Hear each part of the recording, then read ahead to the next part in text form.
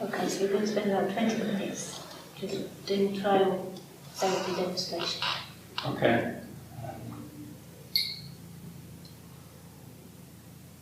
I'm going to pick up on something that from yesterday that stood up in me.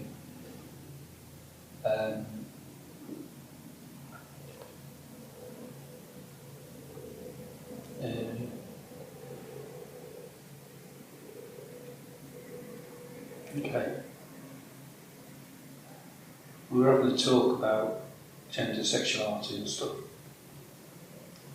And there was an exercise about exploring it. And it took me back into my childhood.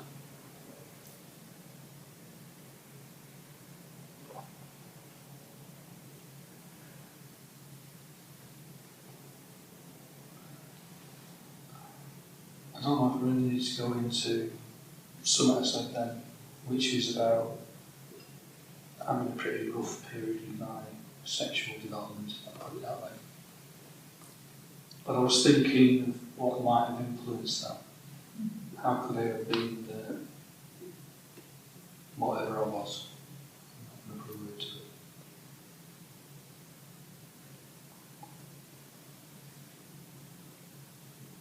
And I was thinking about very early sexual awareness for me. Like,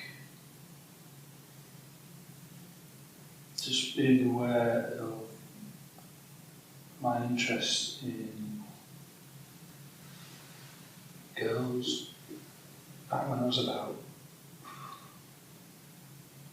all I can say is before the age of 7, because we moved house then, so I know it's before that age. And I was thinking about, and I'm not quite sure what age is what, because back then we were just getting black and white tellies and all that. And I can remember, like, say, watching Miss World, that sort of crap, with the family, and having a good laugh, and there being a certain banter, and it was obviously something around sexuality, although I wasn't aware of it then, so I'm looking in hindsight at that. But there were those messages, which is one of the things about one of the questions in the thinking exercise. Messages about sexuality? Yeah, about gender and society, all that stuff. Me absorbing it and wondering what to do with it. And having this developing interest from the start, or growing awareness of my own sexual being. And what hit me was the idea of, okay, so I'm developing some sort of sexual being. And meanwhile, I'm a pretty lonely kid. I'm pretty isolated.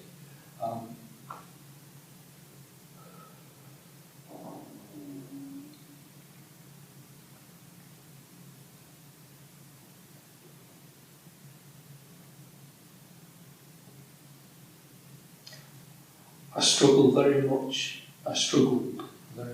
with male intimacy. Yes. I had a couple of uncles who were very warm towards me, very loving, like my dad was. And I just didn't know what to do with it. Yes. I was really, what's this about? And I don't know what to do. And I would just shut up, go silent, pull the Parker hood up and run around in circles, or what the kids do. Yeah. So you had like this emerging sexual feelings which you couldn't really name, you didn't really know what they were. Mm-hmm. And then you had your uncles and their affection towards you, and you didn't know what to do with that. Oh yeah, and I haven't any link between those two. And I suppose the bridge is my mum, who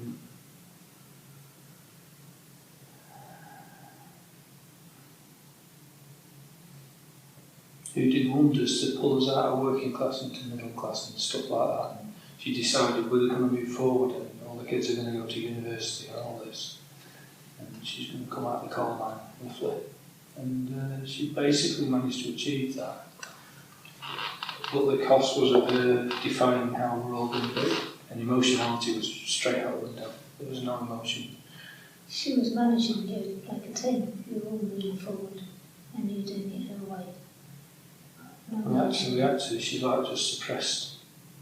Yeah, I wasn't allowed to be emotional in my own way, and that got me heavily mocked, Yes. laughed at, etc. Yes. And there was someone else said about siblings, and it reminded me, my sister seemed to wake up very early to my mum being oppressive. Hindsighty words here. And so she was like an outsider, and she was demonised. And so I was even more alone, because I didn't know what to do with men and intimacy, and I failed miserably with all the, you should like football and join in all the games in school and all that crap.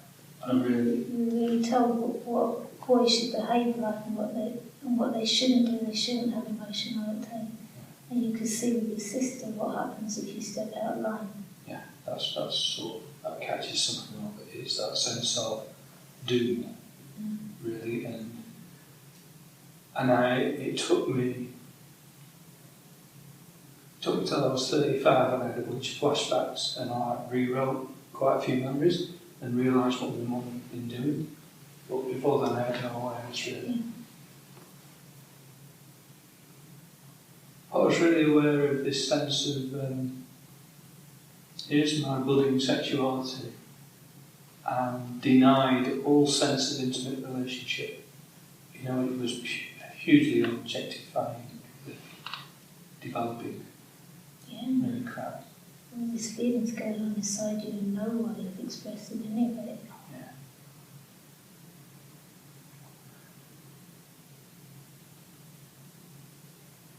You felt oppressive and Mum felt oppressive.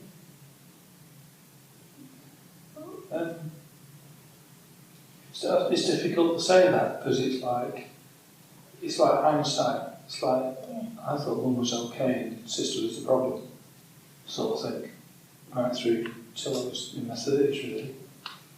And so looking back, I can say, yeah, she was really oppressive. But like you say, that's all hindsight. At the time, it felt like your sister was out of order. Yeah. All I felt was, I'm an outsider, I'm a loner, I'm not loved, nobody wants to know me, and I've got some weird feelings going on. Yeah. Something wrong with me. Not quite, because it was like Miss World and stuff. So there was like some sort of celebration of it, but in a really screwy context. Yes, it's focused toward the right direction, but you're not allowed to express it in any way.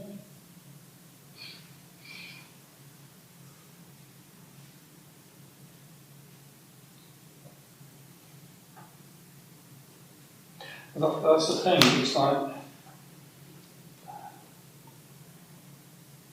it's okay to sit around the telly having a laugh at women in bikinis or something, or whatever it was back then, I can't remember, but, you know, I can remember sitting around having this family time. Yeah. And it's the same way we watch, you know, Love Thy Neighbour and all that sort of rubbish, everything. Yeah. So that was sort of okay, and I can feel that almost okay, I'm sort of matching Dad with it going on, some stuff like that. Yeah, we're all watching this, we're all enjoying this. Yeah, this is right, this is normal.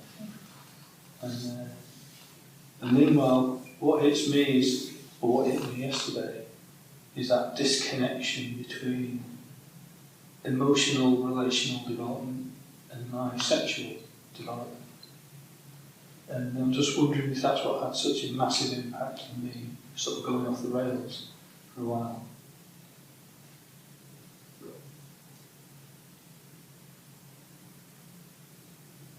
Neither of those developments were happening easily for you, or in a way that that you could share with anyone. Is that what you mean?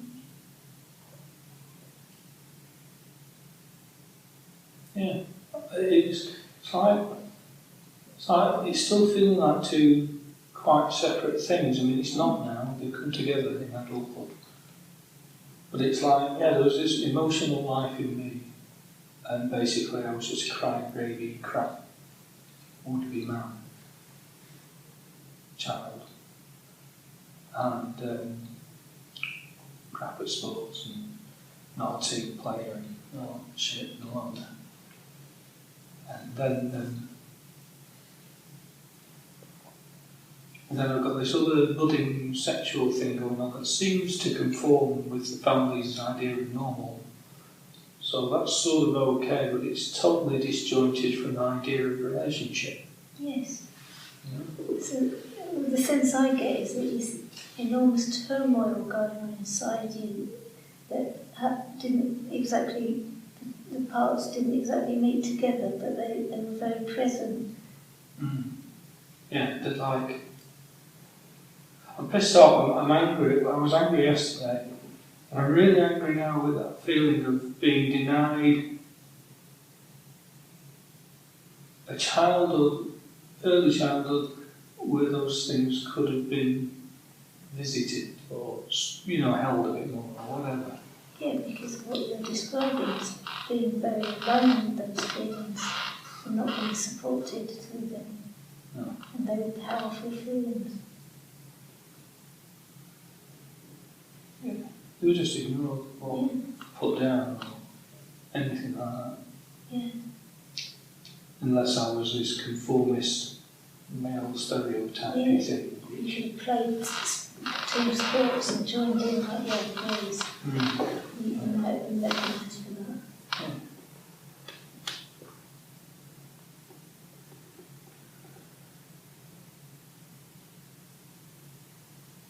I've got no idea where we're on time now because I'm just lost in this now.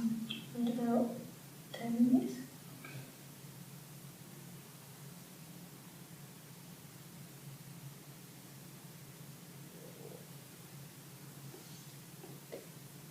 Trying to stay with me and not, get into workshop, or something.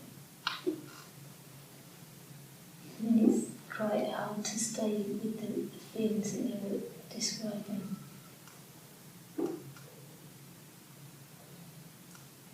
Yeah, it's like,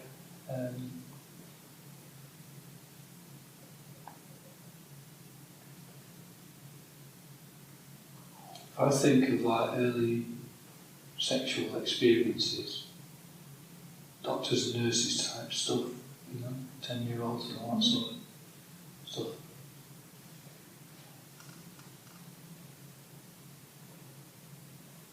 It's like I'm split in my head, and that's what came back yesterday is the split. And I don't know if that's why I've gone back to the relationship stuff.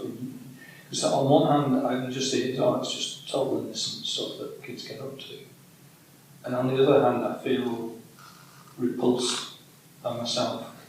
I feel I was abusive, and I'm just touching the edge of it,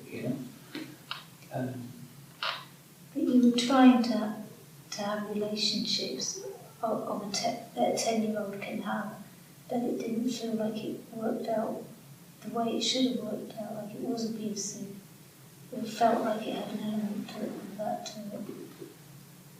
Yeah, it's like I was satisfying something in me.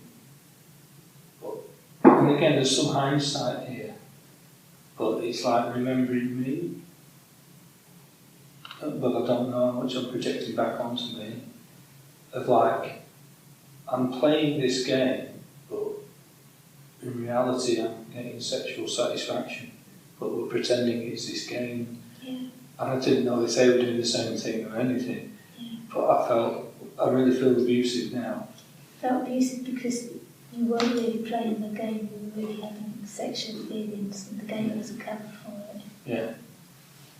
And I think that's it's easy for me to look back and say, well, that's what it is for everyone. But for me, what was holding yesterday, when I visited this before, it's that sense of it's a sense of me feeling abusive, even in childhood, at that point in time, feeling it, I'm doing something wrong in life. But I'm not, because it's like watching Miss World, you know, it sort of feels like everyone's playing along with this, but I'm doing something wrong. On some deep level in you, it felt like you were doing something wrong, even though you could justify it, because everyone was sitting around watching Miss World. Yeah, it's like...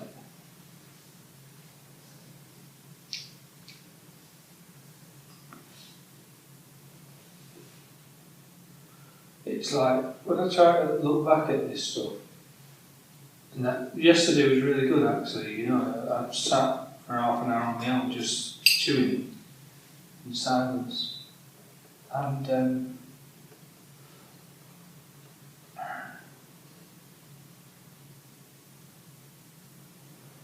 I get really repulsed. I feel sick, I feel physically sick. And I feel angry, deeply angry about how things were that put me in that situation, which is, you know, it's that mix of I can blame society and my family, but at the same time there was something in me saying this is wrong. Yeah. You know, so I can't blame me as well. And I hear that you do blame you as well, and that's what makes you feel so sick. That you were the person who was doing these things. Not your family, even though they may have had a role in making you who you were. Yeah, I can blame them, but I can't blame them for all of it.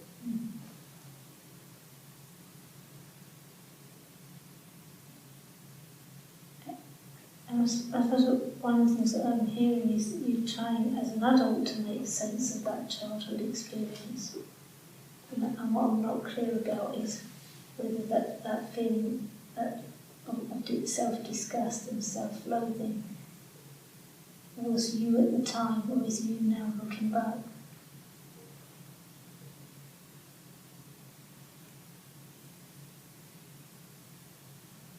There's a lot of me looking back.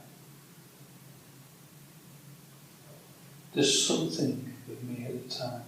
You know, there's not liking myself, but I don't know if that was about my sexual being or about me being like a failure in terms of not fitting into school and all that stuff. I'm just feeling like a piece of crap, generally.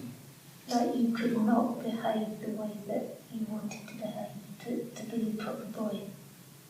Yeah, I couldn't match requirements.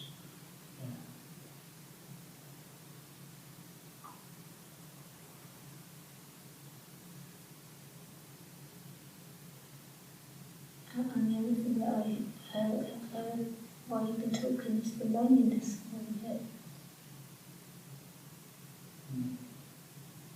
That's the worst feeling as a child. And that's what it's, when I sort of just generally look at me as a child, I just see a lonely little lad, you know?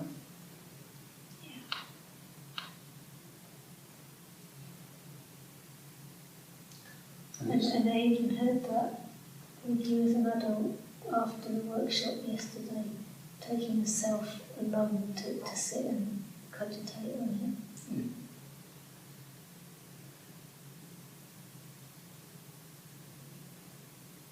I don't know, you know, but that's a good point. I do a lot alone as an adult. I don't do fun very well. Fun's not what comes naturally. No. Doesn't speak really. Yeah.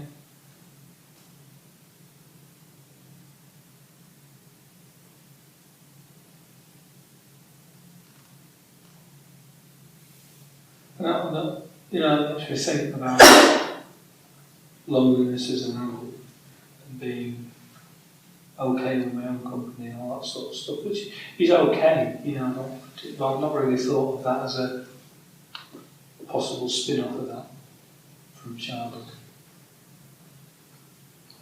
You know, I thought I'd done fairly well at getting myself back on track as an adult, so to speak. like being alone as an adult has a different quality to it than the aloneness that you felt as a child. Yeah. Yeah, almost like the ability to be on my own and alone as an adult and to think about what's going on for me has felt somewhat a strength. Yeah, like when you're in your power and you're making that choice. But as a child, it wasn't a choice. No, it's like something different. Yeah, that's maybe me making the best of all the strengths I could pull out of it. Yeah. Something like that. Yeah.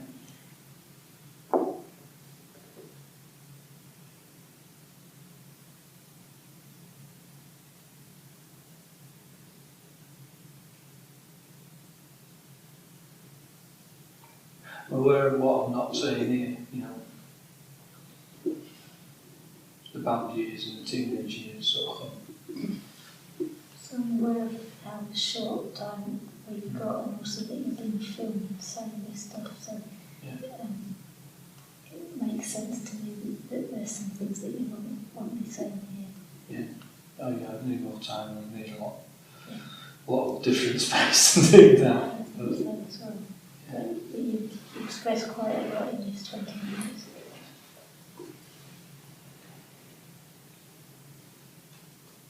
Do you feel that there might be anything else that you wanted to say before we finished?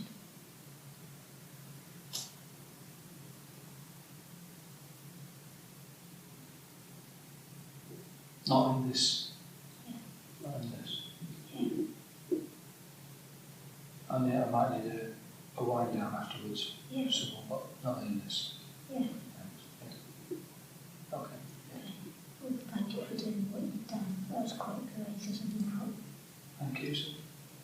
All right. All right.